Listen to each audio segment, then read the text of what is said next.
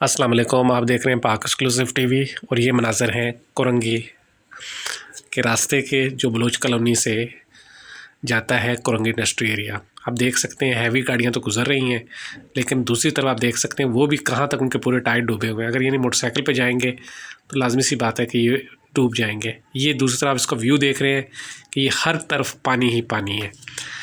मलीर नदी इस वक्त टॉप पर है, हर तरफ उस पर पानी ही पानी है। लेकिन हमारे लोग जो है वो अब बाज नहीं आते, वो गुज़रते हैं, कोशिश करते हैं कि इसी नदी से गुज़र जाएं, लेकिन जिससे उनको नुकसान भी होता है, कई कीमती जानें ज़ाया भी हो जाती हैं। पुलिस हो, मीडिया हो, वो सब उनको रोकने की कोशिश कर रहे हैं। ईदी के गोताखोर भी वहाँ पे हैं। और आए आपको दिखाते हैं मलीर से इसके मनाज़र। ये है जी आपको शाह फैसल और अज़ीमपुरा के पास के नदी के मनाज़र आप देख सकते हैं। ऐसा लग रहा है जैसे कोई दरिया है या खुला मैदान, लेकिन ये नदी है।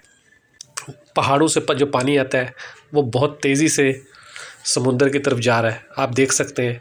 लेकिन ज़रूरत इस बात की, अगर यही कोई डैम बनाया होता तो ये पानी कराची में कई महीनों तक इस्तेमाल हो सकता था। लेकिन अब ये सारा पानी समुंदर में जा रहा है और पहले बारिशों में जो पानी आया था वो उसकी तरह ये भी ज़ाया हो रहा है। इसका ज़िम्मेदार कौन है, ये सबको पता है। कराची में रहने वाला हर शख्स जानता है कि किस तरह कराची में वसाइल का ज़िया होता है और किस तरह जो है इस तरह पानी को ज़ाया किया जाता है।